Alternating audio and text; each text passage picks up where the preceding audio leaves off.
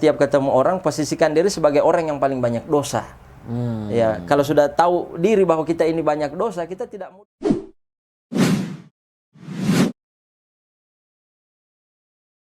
Bismillahirrahmanirrahim. Assalamualaikum warahmatullahi ta'ala wabarakatuh. Waalaikumsalam. Sahabat Mida dimanapun Anda berada, kami menyapa Anda. Semoga kita semua selalu sehat dan dalam lindungan Allah Subhanahu wa Ta'ala. Alhamdulillah, kini kami di channel Mida Channel dalam segmen podcast Sahabat Mida sudah memasuki segmen ke-10 nih, Ustaz. Alhamdulillah, berkat doa dari Sahabat Mida semua, kami mengucapkan banyak terima kasih berkat subscribe-nya dan juga like-nya, komentarnya, Masya Allah di beberapa konten kami. Podcast Sahabat Mida ini salah satu yang paling rame kolom komentarnya nih, Ustaz. Masya Allah. Dan kami mengharap juga terus agar kita semua bisa ikut mensupport channel dakwah ini agar bisa menghadirkan manfaat yang lebih luas. Dan kami sapa dulu teman-teman Sahabat Mida di Sumatera, ya, Jawa, Kalimantan, Papua, Sulawesi, ya, semoga selalu sehat dan senantiasa semangat dalam menjalankan ibadah. Masya Allah. Saya merasa tidak habis pikir, Ustaz. Ternyata bisa 10 podcast bisa kita jalani. Masya Allah. Masya Allah, saya nggak habis pikir. Alhamdulillah, responnya sangat positif di sahabat-sahabat Mida semua. Dan kita langsung aja nih kenalan sama narasumber kita di segmen istimewa hari ini. Mohon maaf, saya geser dikit. Nah, ini sebenarnya ada, ini ada flyernya sebenarnya. Masya Allah. Dan ini ya bisa dilihat, ini spesial episode 10 sahabat Mida sekalian ya, dengan tema yang insya Allah ini sangat menarik untuk dibahas di masyarakat kita ya. Nah, di sini insya Allah dihadirkan oleh narsum kita ada Ustadz Rahmat Ja'far MSI. Assalamualaikum, Ustadz. Waalaikumsalam warahmatullahi wabarakatuh. Gimana kabar Ustadz Rizky? Alhamdulillah sehat, Ustadz. Masya Allah, senang ketemu antum. Alhamdulillah. Kita juga nih terima kasih di tengah kesibukan antum dari Gorontalo ini. Beliau dari, udah kenalan aja. Harusnya nanti Ustadz yang kenalkan ya. Tapi alhamdulillah nih Ustadz jauh-jauh bisa mampir ke Jakarta, menyempatkan diri mampir. Dan kami ucapkan banyak terima kasih. Untuk tidak memperpanjang waktu, dengan bahasan kita hari ini, kita kenalan dulu nih dengan narasumber kita seperti biasa. Ada Ustadz Rahmat Ja'far. Kita persilakan Ustadz untuk perkenalan diri. Tafadhol Ustadz. Baik. Terima kasih Ustadz Rizky. Assalamualaikum warahmatullahi wabarakatuh. Waalaikumsalam warahmatullahi wabarakatuh. Alhamdulillahilladzi ja'alana ikhwanan mutahabbina da'ina amilina mujahidina fi sabili. Asyhadu an la ilaha illallah wahdahu la syarikalah wa asyhadu anna sayyidana Muhammadan abduhu wa rasuluh. Sebagaimana Ustadz Rizky tadi menyapa sahabat-sahabat Mida, para subscriber dari channel dakwah Mida, maka saya juga ingin menyapa, mendoakan insyaallah teman-teman, sahabat semua diberikan kesehatan, kekuatan, keafiatan dan ketaatan serta keistiqomahan. Yang sudah berkeluarga dirukunkan keluarganya, yang belum disegerakan jodohnya. Amin. Yang belum punya keturunan insyaallah diberikan keturunan yang soleh-soleha. Yang punya masalah ekonomi insyaallah dilapangkan rezekinya, yang sakit diangkat penyakitnya. Amin ya rabbal alamin. Dan bil khusus kepada Ustadz Rizky, ahlan wa marhaba wa syukran jazilan ala hadhihi da'wah, undangan yang luar biasa. Saya sangat merasa terhormat dengan undangan di channel atau podcast dakwah ini. Mungkin perlu diperkenalkan karena memang saya belum terkenal begitu ya. Karena kalau sudah terkenal tidak perlu diperkenalkan gitu. Jadi al-ma'ruf la yu'arraf gitu. Insyaallah al-ma'ruf la yu'arraf. Amal majhub yu'arraf ya. Kalau belum dikenal maka dikenalkan. Masyaallah, tafadhal. Nama saya Rahmat Ja'far. Untuk gelarnya mungkin tadi sudah disebutkan ya, MSI atau ada di layar sini, Magister Studi Islam. Masyaallah. Jadi ini sama dengan Ustadz Rizky ya. Alhamdulillah. Jadi satu produk ya. Satu produk Dirasat Islamiyah wal Arabiyah. Produk S1-nya juga sama dari pabrik yang sama ya, pabrik dakwah para dai yakni Al-Ma'had Al-Ali Lidadid Du'at An-Nu'aimi. Dan saya sehari-hari aktivitasnya mungkin juga lebih banyak di dakwah. Alhamdulillah. Ya, ta'lim, tau'iyah, ya, pencerahan kepada masyarakat, dan tinggal di Gorontalo. Jadi tinggal di Gorontalo. Jadi ke sini memang dalam rangka liburan ya bersama istri. Alhamdulillah, Masya Allah. Beserta ziarah makam ibu saya mertua yang meninggal 2 tahun yang lalu, al-maghfurah lah insyaallah. Mungkin itu. Adapun aktivitas saya sebetulnya kalau di organisasi itu sedikit Ustadz. Untuk yang pertama Ketua Himpunan Dai Muda Indonesia Provinsi Gorontalo, ketua wilayahnya.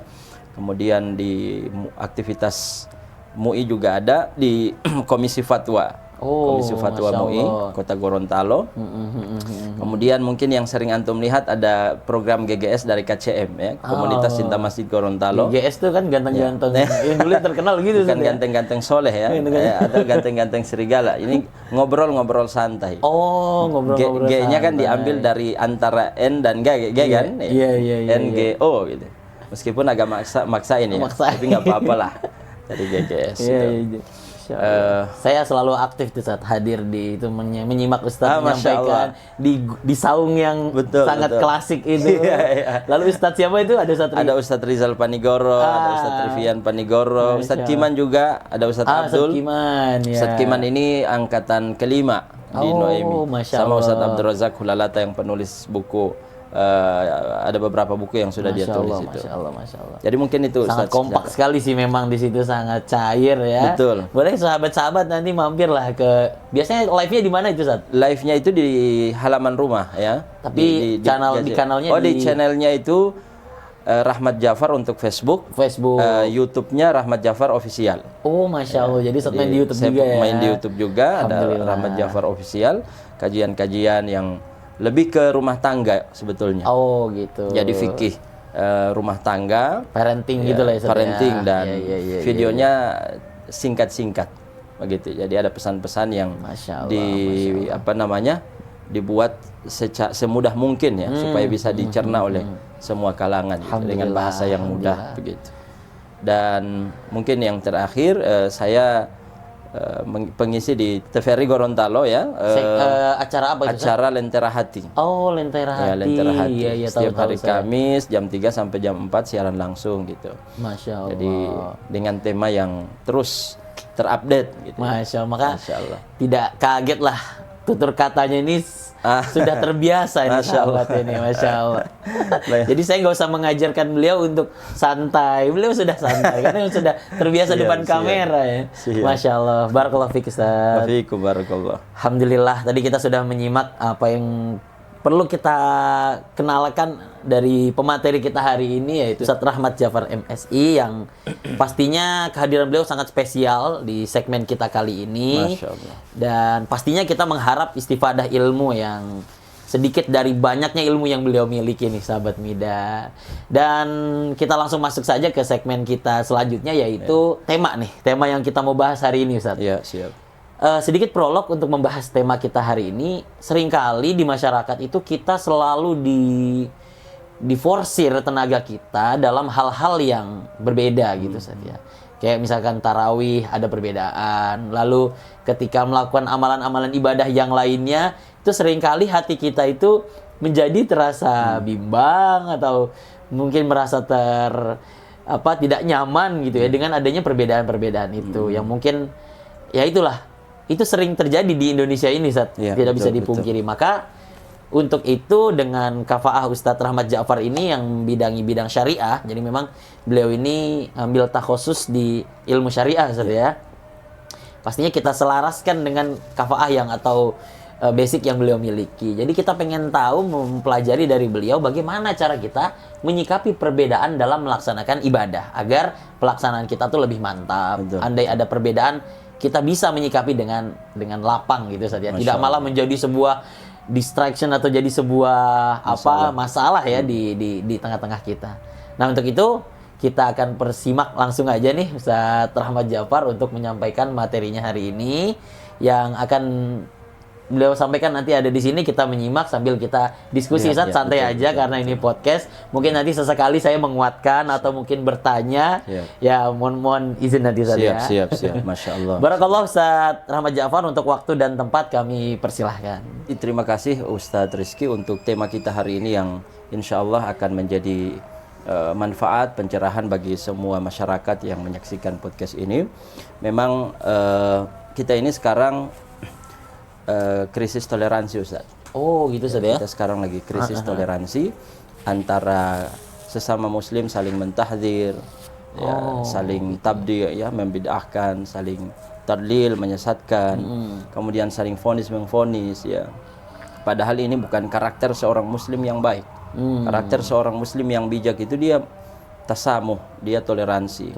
Ya, memandang orang yang berbeda dengan dia tetap sefrekuensi, berada dalam satu ikatan keimanan dan tidak mengeluarkan dia dari keimanan selama itu dalam masalah perkara ijtihadiyah. Ya, tapi kalau perbedaan itu terjadi dalam masalah usuliyah, maka itu tidak ada neko-neko, itu Furu tidak ada dan usul itu apa, tawar-menawar. Ustaz? Mungkin Jadi usul itu ibarat pohonnya, dia akar. Oke. Akar dan batangnya begitu. Adapun furu itu adalah cabangnya, rantingnya. Dari ranting dan cabang ini kan akan melahirkan buah. Betul. Nah, buah ini disebut fikih. Maka dalam fikih itu pasti ada perbedaan, bukan fikih kalau tidak ada perbedaan. Gitu ya. Kenapa? Karena memang nanti akan kita jelaskan kenapa terjadi perbedaan tersebut. Masya Allah. Yang kita harapkan dari para penonton dan kepada seluruh masyarakat, khususnya kaum muslimin, adalah bagaimana kemudian menjadikan agama ini sebagai pemersatu dan bukan pemecah belah. Sekarang ini faktanya adalah agama itu seakan-akan dalam tanda kutip menjadi faktor utama pemecah belah umat Islam ini. Jadi kalau kita menjadikan agama sebagai pondasi dalam berbangsa dan bernegara, kita akan pecah. Oleh karena itu kita cukupkan dengan Pancasila. Kita tidak menolak Pancasila. Karena Pancasila itu adalah hasil dari ijtihad para ulama. Betul. Founding fathers gitu ya. Mereka sudah beristihad. Dan Pancasila itu berdasarkan intisari dari Al-Quran dan Sunnah. Gitu ya. Tapi agama ini harus dijadikan sebagai pondasi utama untuk berbangsa dan bernegara. Jadi dia bukan pemecah belah. Gitu. Apalagi dalam undang-undang diatur gitu kan, bahwa ketuhanan yang dalam Pancasila ada ketuhanan yang Maha Esa. Nomor satu. Nomor satu. Berarti dasar bernegara kita ini sebetulnya adalah agama. Nah, sekarang orang yang mengkotomikan antara agama dengan negara, dia mengatakan ini harus dijauhkan dari agama. Kalau tidak, politik kita akan terpecah belah. Begitu. Nah, kita kembali lagi bahwa agama ini adalah pemersatu, ya. Jadi agama bukan malah yang membuat terpecah belah, tapi malah justru yang membuat kita makin bersatu, betul, Ustaz, ya. Makin bersatu. Nah, coba menyikapi perbedaan dalam melaksanakan. Kita ingin berangkat dari ayat ini, Ustaz. Allah mengatakan dalam surah Al-Maidah, ya. Walau sya'allahu la ja'alakum ummatan wahidah. Allah itu sebetulnya kalau ingin kita bersatu gampang saja, ya. Gampang saja. Allah jadikan kita sefikrah. Allah jadikan kita satu suku, satu bangsa, satu bahasa, satu kulit, dan satu adat. Jadi kehidupan kita tidak beragam, kehidupan kita tidak ada seninya, karena sama semuanya gitu kan. Oleh karena itu Allah jadikan kita berbeda-beda agar kehidupan ini ada seni. Makanya misalnya Allah mengatakan apa? Ya ayuhan nas inna khalaqnakum min dzakarin wa untha wa ja'alnakum syu'uba wa qabaila. Jadi syu'ub bersuku-suku, wa qabaila berbangsa-bangsa. Fungsinya adalah lita'aruf, untuk saling mengenal. Pengenalan itu berangkat dari sebuah perbedaan. Gitu ya, dari sebuah perbedaan. Jadi tujuan dari perbedaan itu untuk persatuan. Betul. Gitu. Nah, sekarang kita sedang bersatu, inginnya berpecah belah, gitu. Nah, apa tujuan dari Allah menjadikan kita berbeda-beda ini? Walakin liyabluwakum fima atakum. Allah ingin menguji kita, ya. Dengan perbedaan ini Allah ingin menguji kita, menguji kesabaran kita, menguji toleransi kita, menguji sikap menghormati kita satu sama lain, gitu kan? Ya. Fima atakum fastabiqul khairat. Dan pada akhirnya Allah mengatakan perbedaan-perbedaan ini termasuk dalam perbedaan madhab itu fastabiqul khairat. Misalnya di Indonesia ini lebih banyak orang bermadhab Syafi'i. Tapi juga tidak boleh kita menutup mata dengan madhab lain. Betul. Karena di Indonesia juga beragam, ya. Ada orang yang studinya di Saudi Arabia, kembalinya dia membawa madhab Imam Ahmad bin Hanbal, meskipun sebetulnya sangat-sangat tidak direkomendasikan. Karena ustadz-ustadz mereka di sana pun berpesan sebelum mereka kembali, ini cerita dari teman-teman saya, ya, mereka tamadhabu bimadhabil ladzi alaihi jumhur. ya. Di mana kalian berada, kalau di situ ada madhabnya selain madhab Imam Ahmad bin Hambal, maka kalian bermadhablah dengan madhab itu. Gitu ya. Jadi madhab mayoritas. Jadi ada imam madhab juga yang menyarankan kalau di situ banyak jumhur yang dengan Misalnya madhab lain, kalian menyesuaikan. Ikutlah di sana gitu ya. Kalian menyesuaikan dengan madhab itu. Nah, tapi dalam faktanya banyak orang mempertahankan madhab Imam Ahmad bin Hambal. Maka kita mayoritas madhab Syafi'i juga harus toleransi kepada mereka. Betul. Begitu. Ya. Fastabiqul khairat, tujuan dari itu semua adalah Allah menginginkan kita berlomba-lomba dalam kebaikan. Ya. Masya Allah. Ya. Kemudian, nah sebelum masuk ke bahasan yang kedua, Ustaz, saya ingin menguatkan ini dengan ada satu riwayat yang masyhur. Jadi hadis masyhur, perbedaan ini sebetulnya pesan yang ingin saya sampaikan, perbedaan ini bukan hanya terjadi sekarang. Perbedaan ini bukan hanya terjadi di kalangan tabi'in, tabi'ut tabi'in, apalagi yang kita sekarang ini, tapi sudah terjadi di zaman di mana wahyu itu turun. Di zaman Nabi SAW, beliau sebagai mursyidnya, beliau sebagai gurunya, para sahabat adalah murid-muridnya, terjadi perbedaan di kalangan murid-muridnya. Padahal di situ ada mursyid, ada Rasulullah ya. Ada Rasulullah, di situ ada gurunya gitu. Tinggal bertanya aja kan gitu. Ya. Apa maksud dari perintah itu? Misalnya kisah yang tentang Bani Quraisyah, gitu ya? Perang ya Bani Quraisyah. Rasul berpesan, la yusalliyanna ahadukum al-asra illa fi Bani Quraisyah. Tidaklah ada yang seseorang di antara kalian jangan ada yang sholat ya kecuali sholat asar kecuali di perkampungan Bani Quraisyah. Dalam perjalanan menuju perkampungan Bani Quraisyah, tiba-tiba masuk sholat asar. Terjadilah perbedaan persepsi di antara sahabat Nabi. Ada yang mengatakan ini sudah waktu sholat asar, kita harus sholat. Ada yang mengatakan oh tidak, teks dari hadis Nabi itu jelas, la yusalliyanna ahadukumul asra illa fi Bani Quraisyah. Jangan sholat asar ya. Banyak penekanan ya. La yusalliyanna, jangan sholat, jangan sekali-sekali ada yang sholat di antara kalian sholat asar kecuali di Bani Quraisyah. Berarti ini takkid secara tekstual, oh kita tidak boleh melanggar, ini berat ini, gitu kan? Akhirnya nggak sholat asar. Sholat asarnya pas sudah masuk waktu maghrib di perkampungan Bani Quraisyah. Sebagian mengatakan, nah kita harus sholat asar karena memang sudah waktunya. Ya, ternyata setelah sampai di perkampungan Bani Quraisyah atau kembalinya ke Madinah, mereka kemudian mengadukan itu kepada Rasulullah, menyampaikan, wahai Rasul, terjadi perbedaan persepsi di antara kami ini tentang memahami teks hadis Rasulullah tadi. Ya, ada yang sholat, ada yang tidak. Sholat asarnya di perkampungan Bani Quraisyah. Rasul lam yu'annif ahadan min ashabi. Rasul itu tidak menyalahkan satupun di antara sahabatnya. Jadi dibenarkan yang sholat asar, dibenarkan juga yang tidak sholat asar, kecuali di perkampungan Bani Quraisyah. Nah, ini kan kalau kita tarik kesimpulannya, apa makna di balik perintah itu? Bukan secara tekstual, tapi konteksnya apa? Iya kan? Konteks dari hadis itu adalah agar kalian menyegerakan langkah kaki. Jangan santai dalam perjalanan gitu. Betul. Segerakan langkah kaki kalian sehingga ketika sholat asar sudah berada di perkampungan Bani Quraisyah. Tapi qadarullah, namanya manusia ada capeknya, ada lelah letihnya kan. Mungkin butuh istirahatnya, sehingga pas dalam perjalanan masuk waktu asar, maka mau tidak mau harus sholat asar. Gitu ya. Nah, artinya perbedaan itu sudah terjadi dari zaman Rasulullah itu, Ustaz ya. Pada akhirnya kita ingin mengirimkan pesan kepada semua bahwa ya jangankan sekarang, masih ada Nabi saja itu sudah terjadi perbedaan. Tapi lihat sikap Nabi itu adalah tidak menyalahkan satupun. Nah, kita sekarang bukan Nabi, bukan penerima wahyu, jauh dari kemudian kebenaran. Nah, mengkapitalisasi kebenaran.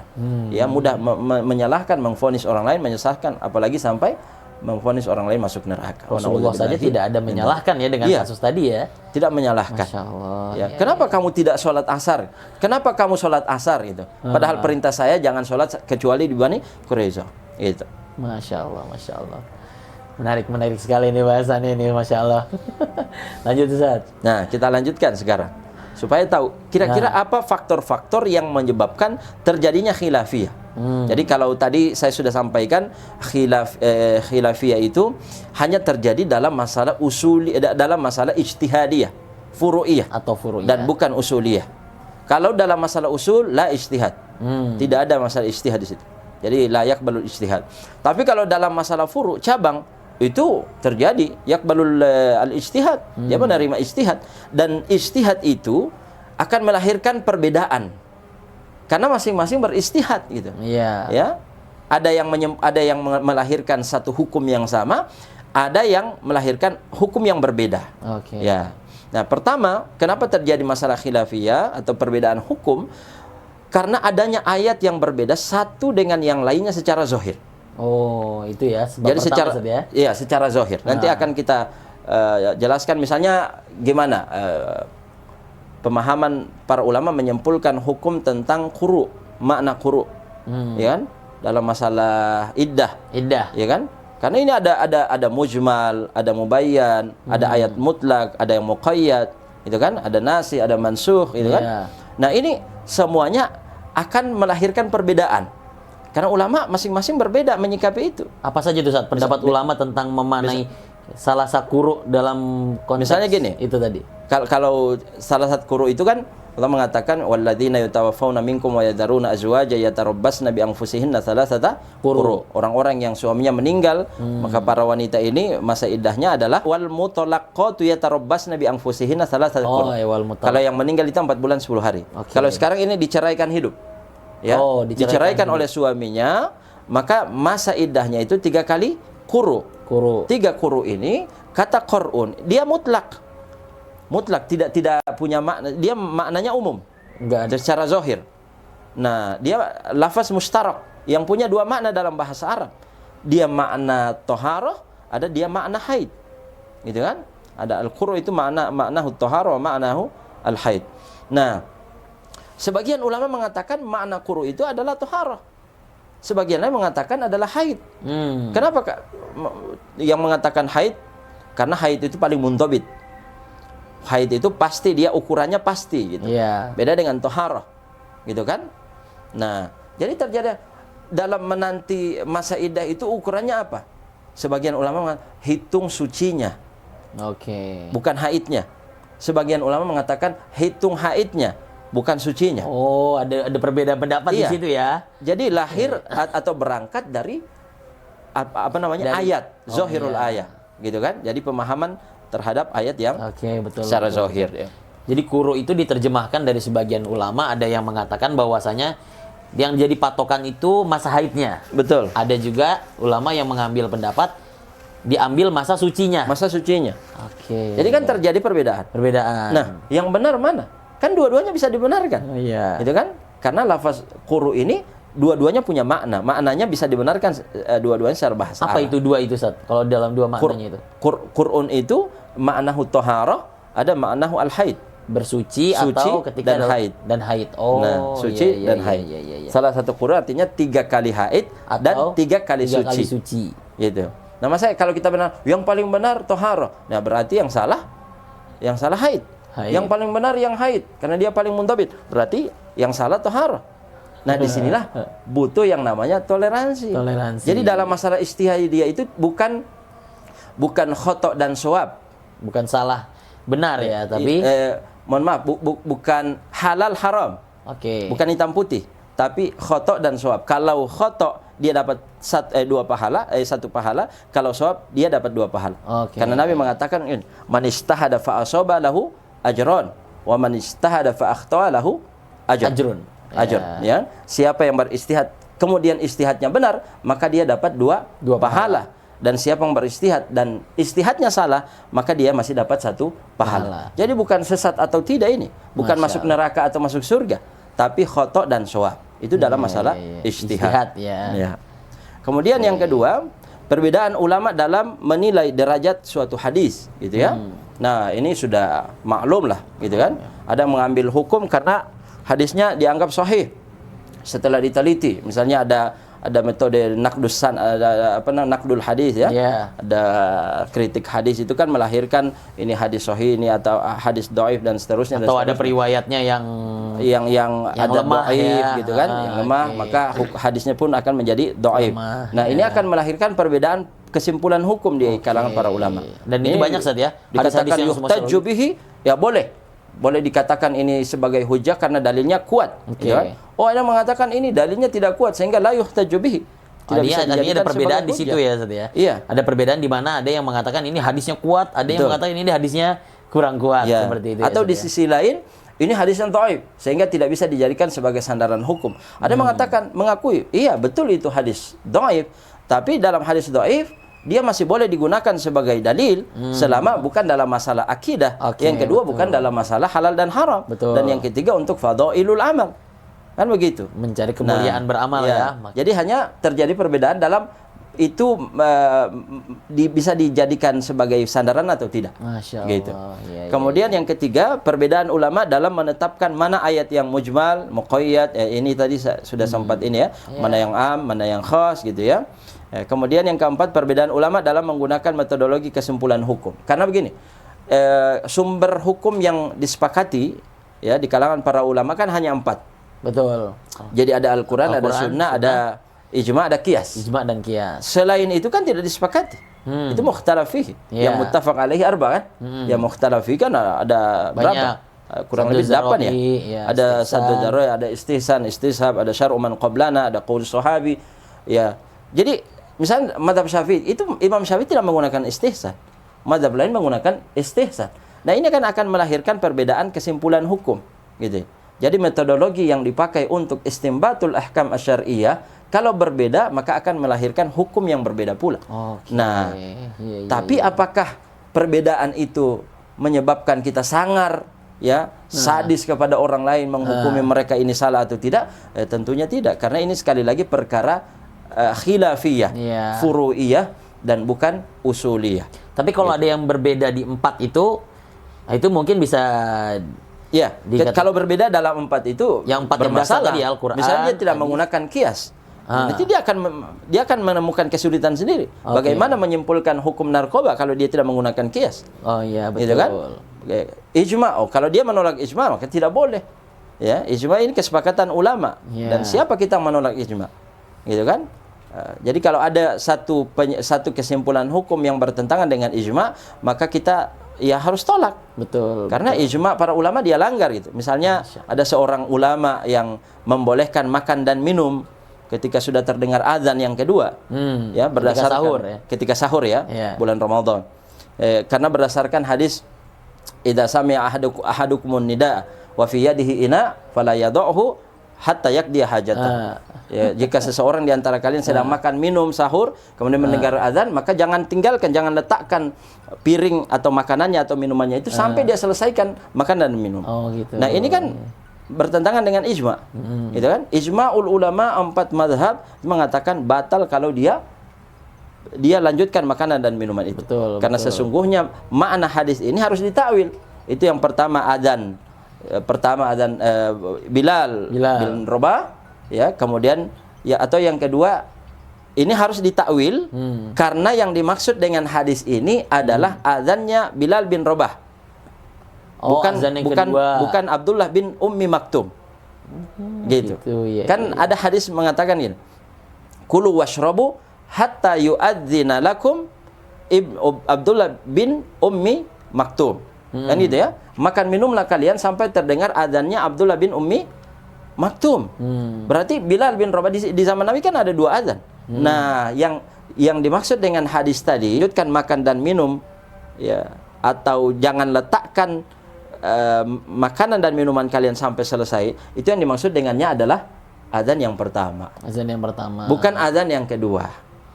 Nah, karena istihad hukum dari atau fatwa dari ulama ini bertentangan dengan ijma', maka harus ditolak. Gitu. Tapi kalau dalam yang lain-lain tidak masalah. Nah, apalagi Al-Quran dan hadis. Kalau dia menolak hadis, misalnya kita cukupkan dengan Al-Quran saja, tidak menerima hadis, berarti dia kafir. Dia kafir. Gitu. Betul. Allah Ta'ala.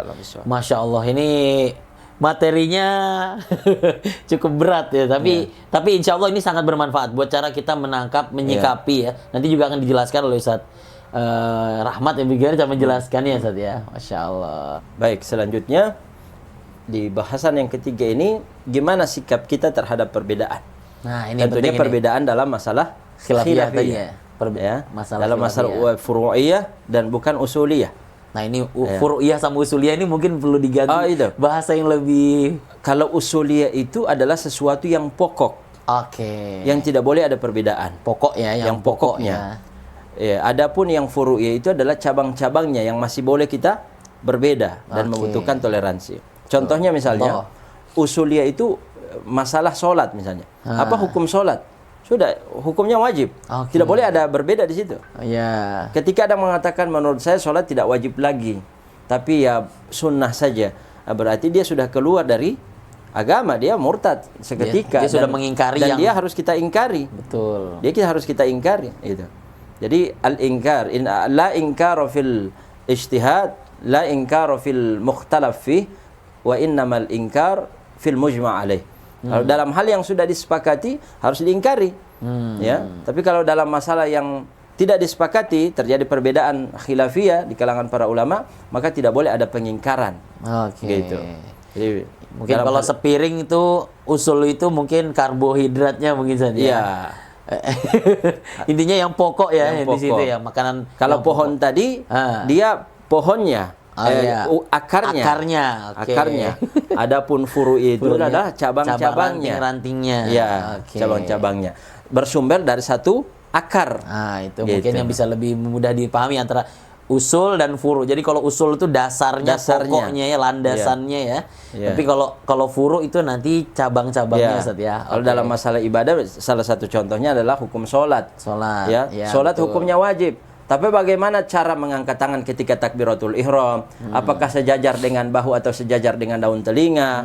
Ya, bersedekapnya di antara dada dengan pusar, atau di atas dada, atau di atas pusar, atau di bawah pusar, atau di atas jantung, atau dilepas mursal begini. Itu semuanya khilafiyah. Gitu. Kunut atau tidak itu khilafiyah. Sholatnya wajib, kunutnya itu terjadi perbedaan pendapat. Ada mengatakan sunnah muakkadah, ada mengatakan bid'ah. Ada mengatakan tidak ghairu masyru', tidak disyariatkan. Butuh toleransi. Nanti akan kita jelaskan gitu ya. Nah, bagaimana sikap kita? Nah, terhadap khilafiyah ini kita butuh toleransi. Tadi saya sudah sampaikan di awal, kita ini krisis toleransi ya. Misalnya antara orang yang cadar dengan tidak cadar. Yang bercadar mungkin mohon maaf tidak semuanya ya. Mungkin ada 1-2 orang oknum menganggap yang tidak bercadar itu waduh, ini masalah berat gitu ya. Ini tidak mengamalkan Al-Qur'an dan Sunnah. Padahal dalam pembahasan cadar itu pembahasannya hanya 2 hukumnya. Kalau bukan wajib, sunnah. Dalam mazhab Syafi'i sebagian besar ulamanya itu mewajibkan, tapi ada sebagian ulama Syafi'iyah juga mensunnahkan. Jadi terjadi khilaf di kalangan mazhab Syafi'i itu sendiri.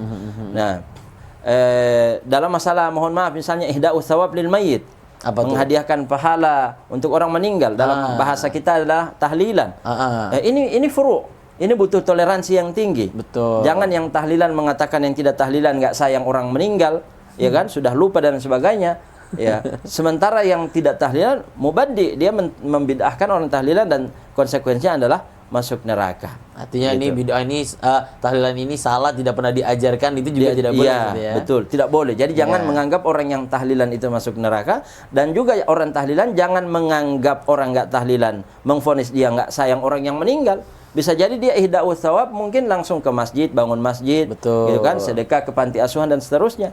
Ya kan? Dia tidak tahlil la ilaha illallah, la ilaha. Tapi mungkin dia ada amalan lain yang dia hadiahkan. Betul. Dia tidak mungkin dia tidak baca Quran di atas kubur, tapi dia mungkin ada bacaan Quran di rumah kemudian dia hadiahkan. Perbedaannya kan hanya tempat. Betul. Di kubur dengan yang di rumah, gitu ya. Jadi satu adalah toleransi. Kepada yang kunut, mohon maaf kalau melihat orang tidak kunut jangan disalahkan. Ya, dia sholat subuh bersama jamaah yang kunut. Kalaupun dia tidak kunut, asalkan dia masih berdiri dan walaupun dia tidak angkat tangan, dia berdiri, itu sudah menghargai orang kunut. Ya, yang meskipun tidak salah ya, tapi saya bahasakan yang keliru itu adalah sholat di belakang orang yang kunut, jamaahnya semuanya mayoritas kunut, kemudian begitu selesai i'tidal sami Allahu liman hamidah, dia memilih untuk mufaraqatul imam, kemudian sujud langsung. Artinya dia tidak mengikuti imam ya, mufaraqah itu tadi. Dia mufaraqah, dia sudah berpisah dengan imam ketika i'tidal. Ketika dia i'tidal sami Allahu liman hamidah, dia mufaraqah. Kemudian dia sujud duluan karena tidak mau ikut kunut. Nah, ini sebetulnya dalam pembahasan fikih dia sah-sah saja. Dia boleh saja, tapi dalam etika dia kurang adab. Jadi dalam bahasa fikih diperbolehkan. Dalam bahasa fikih dia boleh. Jadi kalau misalkan yang teman-teman pada kunut lalu dia langsung sujud, Dia langsung sujud nggak kunut, dia secara hukum sah sholatnya asalkan ada niat mufarokoh. Batal sholatnya kalau tidak ada niat mufarokoh. Oh. Gitu kan? Ketika Allahu Akbar sujud, dia sudah niat mufarokoh, sah sholatnya. Oh. Ya, secara fikih boleh, tapi secara etika kan gimana? Ente dari awal sudah gabung dengan jamaah yang kunut. Ya, Imam Ahmad bin Hambal itu nggak kunut, tapi dia menyampaikan kepada para pengikut madhabnya, kalau kalian sholat di belakang orang yang kunut, ya tolong kunut. Kalaupun tidak mau kunut, silakan pilih jamaah yang tidak kunut. Cari sholat yang tidak atau jamaah yang tidak kunut. Begitu. Itu Imam Ahmad bin Hambal loh, yang tidak mensyariatkan kunut. Sampai seperti itu toleransinya. Nah, kita ini mengatakan pengikut mazhab Hambali, tapi kemudian toleransinya tidak ada. Gitu. Jadi gitu Ustaz. Kalau melihat ada orang tidak kunut, asalkan dia berdiri, maka masih harus dihargai. Betul. Karena dia sebetulnya menghargai orang kunut. Tapi pesan kita kepada orang yang nggak kunut, kalau Anda sudah berdiri sholat di belakang orang yang kunut, tolonglah angkat tangan, amin. Anda nggak akan mati dengan mengaminkan doa kunut itu, nggak akan mati, ya kan? Jadi apa susahnya ente mau angkat tangan kemudian kunut gitu ya? Nah, itu satu. Yang kedua, doanya juga bagus ya Ustaz ya. Apalagi doanya bagus kan? Allahumma hdina fiman hadait, diberikan hidayah dan seterusnya. Dan dalil Imam Syafi'i itu kuat loh. La zala Rasulullah SAW yaknut hatta faraqad dunya. Rasul itu sampai meninggal dunia tetap kunut. Bukan hanya ketika ada kunut nazilah. Nazilah itu. Oh iya, bukan hanya ada nawazil, kejadian-kejadian tertentu, tapi ada dalil lain. Jadi ada dalil yang mengatakan Rasul kunut itu hanya di keadaan-keadaan tertentu. Ada juga dalil yang mengatakan Rasul sampai meninggal itu tetap kunut. Itulah yang dijadikan landasan oleh Imam Syafi'i sampai mensunnah muakkadkan kunut dalam sholat subuh. Artinya toleransilah. Jangan hanya gara-gara di masjid ini kunut, Anda menyulitkan diri jauh-jauh cari masjid sampai berjam-jam, pulangnya terlambat, kerja masuk kerja juga berantakan, telat, gitu kan? Capeknya.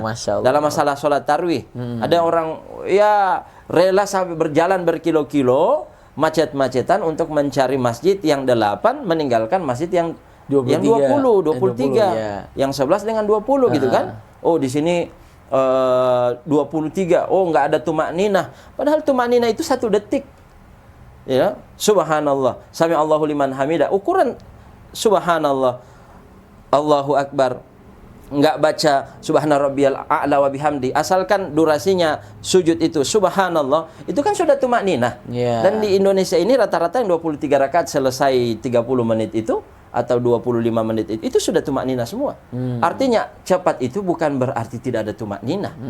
Jadi toleransilah, daripada Anda jauh-jauh sholat, Anda sholat silakan 23 rakaat. Menghargai jamaah di situ.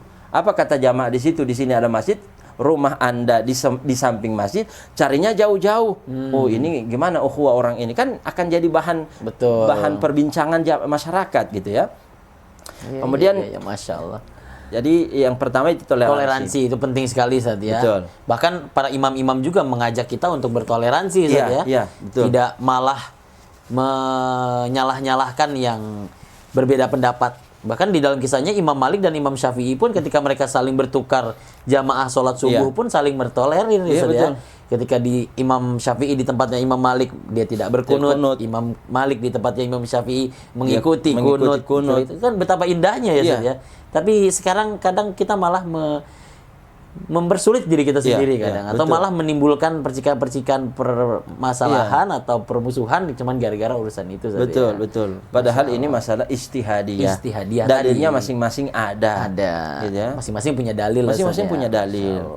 Kemudian yang kedua, meyakini bahwa beda pendapat itu tidak berdosa. Nah, ini juga nih. Beda pendapat dalam masalah khilafiyah, furu'iyah tidak berdosa. Walaupun dia mengikuti pendapat minoritas loh. Asal yang furu'iyah saja. Asalkan furu'iyah. Kalau usuliyah sudah nggak ada toleransi. Tapi dalam masalah furu'iyah, ya masih boleh. Boleh. Karena selama ada ulama yang membolehkan. Misalnya gini, ini orang bayar zakat fitrah dengan uang itu tidak sah. Barangkali karena Nabi mengatakan atau ulama mengatakan harus bahan pokok makanan, berarti mungkin bahan pokok makanannya adalah uang. Dia makan uang, sehingga dia keluarkan uang. Ini juga kan kurang bijak gitu ya. Ini kurang bijak. Jadi ada Imam Abu Hanifah satu mazhab dan imam-imam lain yang tidak sebesar Imam Abu Hanifah itu membolehkan bin nuqud, bil qimah, dengan uang, dengan nominal nilai, ya, dengan nominal, iya, dengan iya, nilai. iya. Jadi boleh. Jadi Diperbolehkan. tanpa harus merendahkan orang lain. Jadi tidak berdosa. Anda mengikuti atau dianggap Imam Abu zakatnya jadi tidak sah gitu juga, Iya. jangan Ustaz ya. Atau misalnya gini, dalam masalah membatalkan wudhu. Ada misalnya orang di Indonesia pernah pergi ke Bangladesh atau pernah tinggal di India, kemudian berguru di sana, lama berdakwah di sana. Lalu dia di Indonesia, dia tidak mau repot dalam masalah membatalkan wudhu, dia menggunakan mazhab Abu Hanifah. Wudhunya juga menggunakan mazhab Abu Hanifah. Sebagian sholatnya juga menggunakan mazhab Abu Hanifah. Meskipun ini bukan tidak dibenarkan, tapi ya kurang inilah. Antum tinggal di Indonesia tapi amalannya amalan mazhab Abu Hanifah gitu kan. Dalam membatalkan wudhu misalnya dia pakai mazhab Abu Hanifah. Jadi salaman dengan perempuan bersyahwat atau tidak pun kan tidak batal. Ya, kenapa? Ternyata setelah dicek kondisinya ini dia sebagai pimpinan perusahaan atau karyawan perusahaan yang tradisi mereka itu banyak salaman. Banyak, kalau nggak salaman nanti dituduh kamu ini sombong, nanti berefek negatif sama dia, berdampak negatif. Akhirnya dia ya kalau setiap kali mau wudhu kan repot katanya. Jadi saya menggunakan mazhab Abu Hanifah. Mau salaman dengan perempuan bersyahwat atau tidak, ya kan? Yang tua atau masih muda itu tidak membatalkan. Apalagi ketika haji, Ustaz. Ya, apalagi ketika haji di sana tempat wudhu jauh ya, Ustaz, ya. Itu kan? Lalu jadi sangat sulit mempertahankan sentuh-sentuhan gitu ya. Akhirnya mengambil pendapat yang selama tidak menghadirkan syahwat maka tidak membatalkan kan gitu Ustaz ya. Misalnya dalam mazhab Malik, Imam Ahmad ya, dia terapkan di Saudi ketika dia haji, ya selama tidak bersyahwat maka tidak membatalkan gitu. Itu juga tuh. Jadi ada tiga hukum di situ. Ada tiga pendapat di situ. Artinya ketika kita mengambil pendapat sesuatu pendapat, jangan kita judge atau kita anggap orang lain itu yang berbeda pendapat dengan kita nih berdosa. Dia salah dan dia berdosa gitu Ustaz ya. Jadi pesan saya adalah, maksud saya jangan kemudian melihat ada orang yang salaman dengan perempuan kemudian setelah itu tidak berwudu lagi langsung kita bilang berdosa nih orang, masuk neraka nih orang, karena ternyata masih ada mazhab lain yang membolehkan. Ya, meskipun harus didakwahi kamu ini tinggal di Indonesia. Kalau boleh tidak semua orang tahu ini hukum. Betul. Kalau boleh kamu berwudu supaya orang tidak mudah menuduh kamu begitu kan. Ya.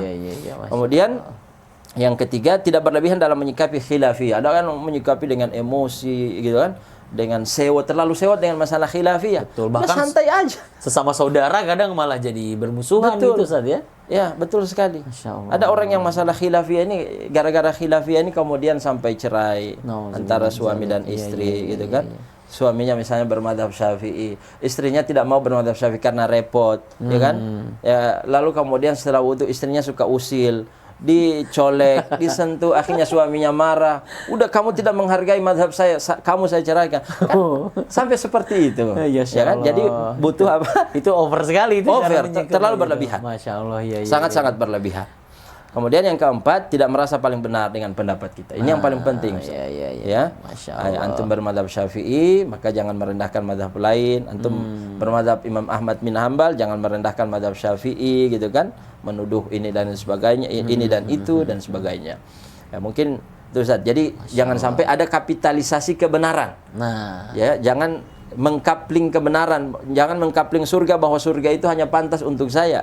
Surga terlalu luas untuk kita tempati. Betul. Jadi orang berbeda mazhab dengan kita selama masih satu usul, dasarnya adalah Quran, Sunnah, Ijma dan Qiyas, maka mereka masih saudara kita. Masya Allah. Ya, kadang-kadang pesan saya begini Ustaz, kadang-kadang kita ini lebih mau bertoleransi dengan orang yang beda agama dan akidah dengan kita, bisa berangkulan dengan mereka, tapi tidak mau berangkulan dan tidak mau berukhuwah dengan orang yang beda madhab. Artinya beda agama beda agama, dia mampu bertoleransi. Solidnya bisa bertoleransi. Bisa bertoleransi. Dia bisa berangkulan dengan orang beda agama, tapi dengan beda madhab dia pukul. Masya Allah. Ya, yang beda agama dia rangkul, yang beda madhab dia pukul. Masya Allah. Nah, ini kan bukan manhaj ahli sunnah wal jamaah. Betul. Malah Islam malah menjadikan permusuhan di dalamnya sendiri malah Ustaz ya. Dan ini bukan karakter umat Muhammadiyah. Betul. Bukan ormas Muhammadiyah, bukan.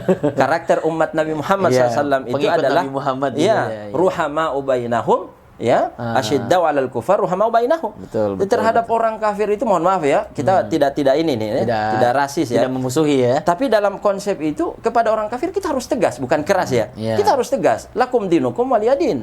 Tapi dalam sesama muslim kita ruhamau bainahum. Kita berkasih sayang. Nah, sekarang faktanya banyak terbalik-balik. Sering terbalik. Berkasih sayang dengan orang beda agama, tapi kemudian sangar kepada orang yang sesama muslim. Cuman gara-gara beda. Cuma kadang-kadang beda pandangan politik, beda warna politik dan sebagainya. Ini juga masalah besar ya, PR kita. Allah Ta'ala alam bisawab. Sehingga kesimpulannya, Ustaz? Sehingga kesimpulannya, ya saya ingin mengatakan kesimpulan dari pembicaraan diskusi ringan kita ini adalah nata'awanu fima ittafaqna alaih wa ya'dzur ba'duna ba'dan fima ikhtalafna fi. Masya Allah. Nata'awan fima ittafaqna alaih, kita harus berangkulan, kita harus kerjasama, gotong royong, saling menguatkan dalam hal yang kita sepakati. Betul. Dalam hal menyebarkan dakwah, edukasi sholat itu wajib dan seterusnya, khamar ini merusak, itu semuanya kita harus berangkulan. Sepakati ya kita. Karena itu hal yang disepakati. Tidak ada yang berbeda dalam masalah khamar itu haram atau tidak. Ya kan? Sholat itu wajib atau tidak. Kita semua sepakat. Maka kita harus saling menguatkan. Wa ya'dzur ba'duna ba'dan fi ma ikhtalafna fi. Adapun dalam masalah khilafiyah perbedaan kita harus saling bertoleransi. Ya, harus saling bertoleransi. Itu aja Ustaz. Masya Allah, sahabat Mida, ini materi yang sangat bermanfaat sekali nih. Karena tadi banyak sekali contoh-contoh yang terjadi di tengah-tengah masyarakat disampaikan oleh Ustaz Rahmat Ja'far ini. Dan pastinya saya yakin di sahabat Mida juga masih banyak yang bertanya-tanya ini gimana.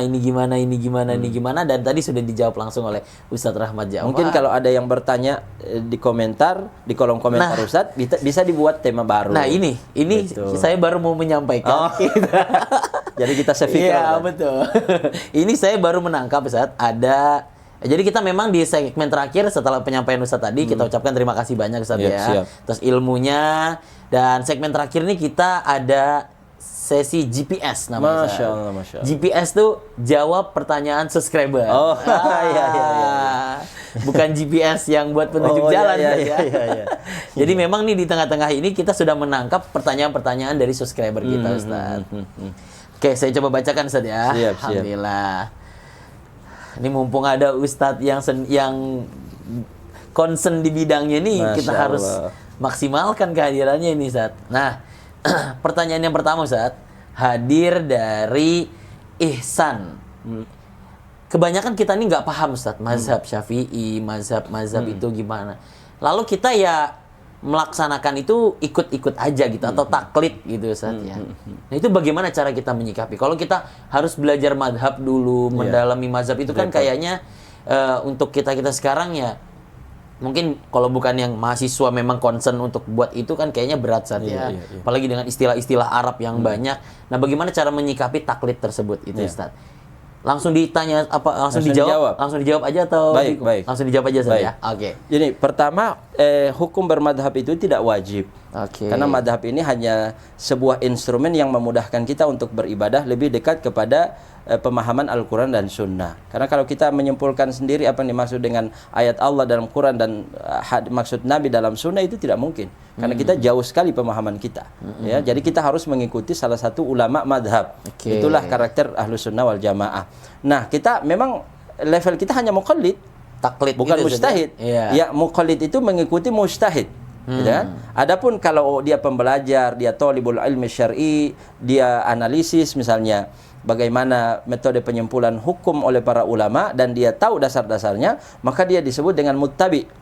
Gitu kan? Dia muttabi. Dia levelnya di antara mujtahid dengan muqallid. Nah orang awam dia muqallid. Gimana kemudian sholatnya bercampur-campur? Dia nggak tahu ini bagaimana tata cara madhab Syafi'i. Apakah sholatnya ini masuk madhab Syafi'i atau madhab Imam Ahmad? Kan tidak mungkin setiap orang awam harus memperdalam itu ya, mendalami itu. Maka kita sampaikan ada kaidah para ulama adalah madhabul ammi madhabu muftih. Madhabul ammi madhabu muftihi. Madhabnya orang awam itu adalah madhabnya ustadznya. Madhab ustadznya apa? Yang menyampaikan dia di ta'lim itu yang dia ikuti. Dan sudah sah ibadahnya. Oleh karena itu tugas kita adalah mengingatkan ustadz-ustadz ini. Nah, Mengingatkan mufti-mufti ini. Sebenarnya bukan mufti ya, kalau mufti terlalu berat. Terlalu tinggi Ustadz-ustadz ini. Oke. Kita ingatkan hati-hati menyampaikan ilmu. Hati-hati menyampaikan fatwa para ulama. Ya. Hati-hati sekali, karena itu akan menjadi rujukan orang awam. Kalau Anda salah menyampaikan fatwa, apalagi Anda tahu itu keliru dan tetap Anda sampaikan dan berakibat pada kesalahan ibadah orang yang mengikutinya, maka Anda dapat dosa jariah. Masya Allah. Maka kita berhati-hati sebagai dai gitu ya. Iya, Jadi iya, kita meningkatkan kapasitas syariah kita, kafah syariah kita Betul, untuk memberikan pencerahan kepada umat, karena kita menjadi madhab mereka, Iya. menjadi ulama sandaran mereka gitu. Karena nggak mungkin mereka nanya sama Syekh Ali Jumu'ah, Iya. mereka nggak mungkin baca kitabnya Imam Syafi'i, kan bahasa Arabnya bahasa Arab saja nggak bisa gitu kan. Iya. Maka tugas kita adalah meramu pendapat-pendapat itu sebaik mungkin, semudah mungkin, sehingga mereka sholat itu tidak harus mengetahui ini madhab siapa, tapi tata caranya mengikuti madhab siapa gitu. Oke. Jadi tanpa secara langsung dia tidak tahu ini madhab siapa, tapi kita sampaikan itu adalah madhab Imam Syafi'i misalnya. Iya. Allah Artinya tidak apa ya? Artinya ketika dia memang tidak punya basic keilmuan agama yang dalam, lalu mengikuti atau menyimak apa yang disampaikan ustadznya, lalu itu dijadikan sandaran. Dia untuk melakukan amalan tersebut, tidak ada masalah. Tidak masalah. Tidak masalah. Masya Allah, tuh langsung dijawab tuh sama Ustadz Rahmat Ja'far, sahabat. Kita lanjut, Ustadz. Makin menarik ini diskusinya. Yang kedua dari Irfan Ditusyek. Ini kayaknya orang-orang timur nih. Masya Allah. Siapa? Beliau bertanya, Ustadz, ketika kita mengetahui ada dua pendapat, lalu terketuk dalam hati kita untuk lebih memilih pendapat yang lebih memudahkan kita, apakah itu salah atau tidak? Contoh misal, sehingga kita tadi basicnya kita tidak tahu mazhab ini yang bagaimana, apa kita harus menguatkan kita dengan mazhab tertentu atau tidak, tapi yang ada di pikiran kita mengetahui bagaimana pendapat-pendapat yang ada, lalu yang kita ikuti itu mana yang bagi kita lebih mudah.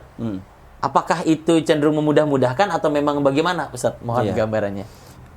Nabi saja kalau dipertemukan antara dua perkara, maka beliau memilih salah satu yang paling mudah. Itu Nabi. Ma yukhayyaru Rasulullah SAW baina amroini illa ikhtara aisarahum. Rasul tidak pernah diperhadapkan dengan dua perkara kecuali memilih yang paling mudah di antara dua urusan itu. Nah, apalagi kita. Jadi misalnya ada mazhab ini memudahkan, yang penting tidak saling bertentangan dalam satu ibadah, itu boleh. Misalnya gini, saya memilih mazhab A itu karena memang kondisi daerah saya, kondisi masyarakat saya lebih relevan, maka boleh ambil itu, gitu. Karena kalau dia ambil yang lebih sulit dari itu, maka justru akan mempersulit dia. Mempersulit diri dia ya, Ustaz. Berbeda dengan kultur dia, daerah tempat tinggal dia, itu akan bertentangan. Gitu. Maka dia boleh memilih yang lebih memudahkan. Yang tidak boleh adalah tatabbu'ur rukhas. Jadi dalam masalah dalam istilah usul fikih disebut dengan talfiq, gitu kan? Apa itu? Tatabbu'ur rukhas, talfiq. Ya, talfiq itu mencampur adukan beberapa madhab, dua madhab atau lebih dalam satu ibadah. Dan madhab itu saling bertentangan dalam satu ibadah itu, gitu ya. Itu namanya talfiq tatabbur rukhas. Dia mengambil cari-cari yang mudah aja, gitu ya. Misalnya gini, dia tidak mau repot. Dia setelah berwudu, kemudian pergi ke masjid, ketemu dengan ibu-ibu atau perempuan, cewek misalnya. Lalu diajak salaman, dia salaman. Ya, dalam hal ini dia bilang, saya ambil madhab Abu Hanifah. Meskipun bersahwat tidak membatalkan, apalagi tidak bersyahwat. Ya kan? Sudah. Dalam sholat, ternyata dia menggaruk, dan garukannya itu sampai melukai tangannya dan mengeluarkan darah. Iya kan? Nah, ini kan dalam madhab Syafi'i membatalkan. Ya. Lalu kemudian dia gunakan itu, dua madhab tersebut, sehingga sholatnya dia lanjutkan.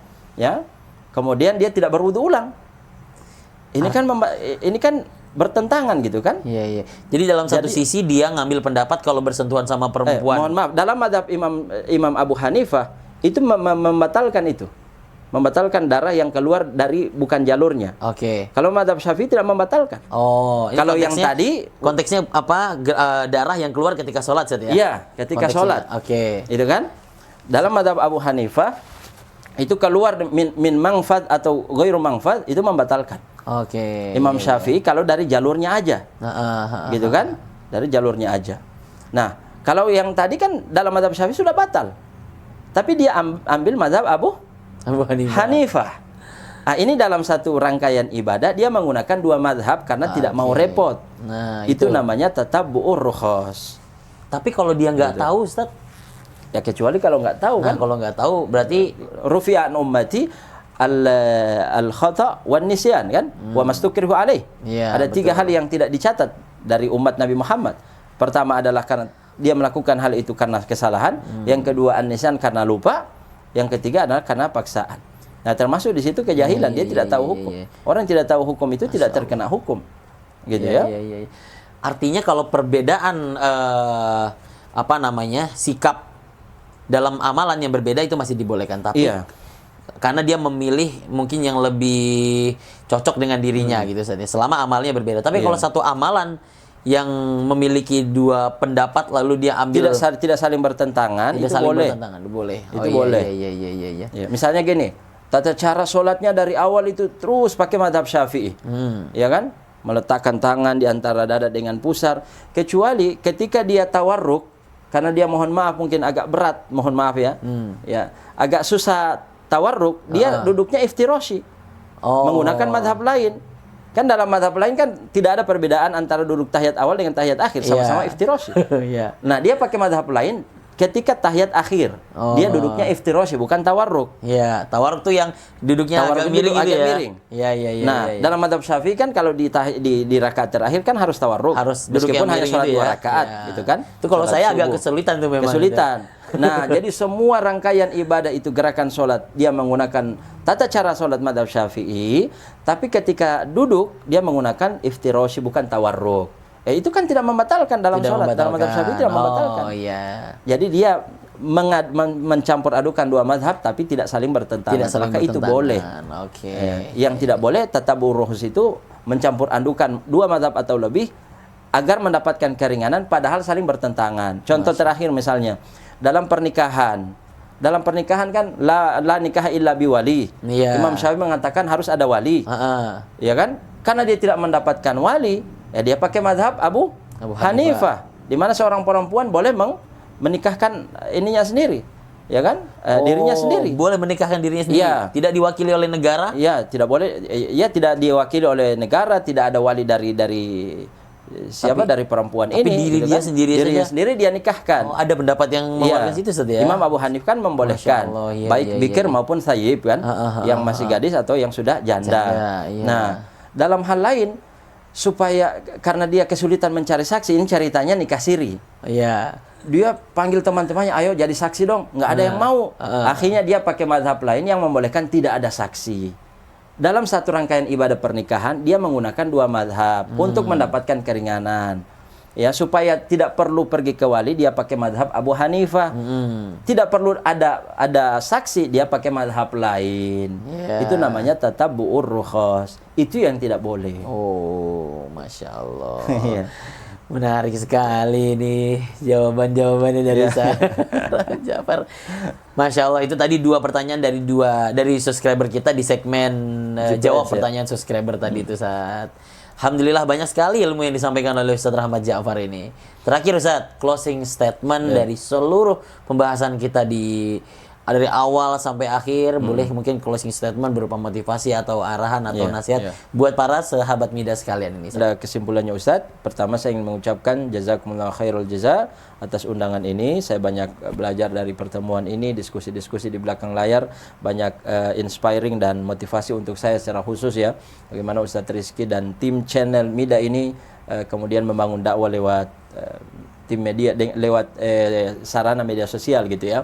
Kemudian yang kedua, pesan kita ke para mustami, pada seluruh kaum muslimin, bahwa toleransi itu sangat penting ya. Ketika kita ketemu orang, posisikan diri sebagai orang yang salah gitu ya. Sehingga tidak mudah menyalahkan orang lain ya. Menganggap posisi orang lain itu benar dan kita salah. Dengan begitu ya insya Allah kita tidak akan menyalahkan orang gitu ya. Betul Ustaz. Atau setiap ketemu orang posisikan diri sebagai orang yang paling banyak dosa. Ya, kalau sudah tahu diri bahwa kita ini banyak dosa, kita tidak mudah menjudge orang gitu kan. Justru akan menghormati orang. Konsekuensi dari menganggap diri banyak dosa itu akan menghormati orang. Tapi kalau kita menganggap diri paling benar, paling suci, konsekuensi logisnya adalah menganggap orang lain rendah. Dan itu adalah karakter asyaiton, gitu kan? Ana khairu minhu. Ya, hilangkan perasaan bahwa kita itu lebih baik dari orang. Masya Allah. Karena jangan sampai kita akan mengikuti jejaknya asyaiton. syaitan. Wala tattabi'u khutuwati Khutuwati syaitan. syaitan. Itu saja Masya Ustaz. Allah. Jazakumullah khair. Barakallahu fiik Ustazuna, Waalaikumsalam. Ustadz Rahmat Ja'far MSI Al-Gorontali ya. Insyaallah beliau di akhir-akhir di hari-hari terakhir di Jakarta untuk kali ini ya Ustaz ya. Besok sudah mau jalan lagi katanya Besok Ustaz ya. insyaallah Gorontalo. Ya. Semoga diselamatkan sampai tujuan Amin, Ustaz ya. amin, ya Rabbal Dan alamin. mudahkan dakwahnya, dimudahkan segala misinya, aktivitasnya, dan kami sekali lagi mengucapkan terima kasih banyak jazakumullah khairan Ustaz atas ilmu yang sudah antum sampaikan. Pastinya ini sangat mencerahkan nih sahabat Mida semua, dan saya yakin ini materi yang spesial kita hadirkan di episode ke-10 podcast Sahabat Mida ini, karena saya yakin di Sahabat Mida semua pasti banyak yang membahas tentang kasus-kasus yang tadi kita obrolkan tadi Ustaz. Sekali lagi kami mengucapkan terima kasih kepada Ustaz Rahmat Ja'far, dan terima kasih kepada Sahabat Mida semua atas partisipasinya, supportingnya, dan juga kebersamaannya di channel YouTube Mida ini, dan khususnya pada segmen podcast Sahabat Mida. Insya Allah ke depan kita akan terus berusaha menghadirkan asatid-asatid yang concern di bidangnya untuk mencerahkan dan juga untuk menjadikan amalan-amalan kita ini lebih maksimal lagi. Betul, Masya Allah. Akhir kalam kami mengucapkan terima kasih lagi kepada Sahabat Mida dimanapun Anda berada, di Sumatera, di Kalimantan, Jawa, Sulawesi, Papua. Terima kasih banyak atas supportingnya. Jangan lupa di subscribe, like, share, dan komen. Kalau misalkan ada yang mau ditanya apa, insya Allah nanti Ustadz Rahmat akan pantau di linknya. Siap, Sekali lagi Ustadz, kami ucapkan terima kasih. Dan juga sahabat Mida semua. Saya Rizky Haitsulhaq, Ketua dari Yayasan Mitra Dai Indonesia, bersama Ustadz Rahmat Ja'far MSI, mengucapkan terima kasih banyak dan pamit undur diri. Hadanallahu wa iyyakum ajmain. Wassalamualaikum warahmatullahi wabarakatuh. Waalaikumsalam warahmatullahi wabarakatuh.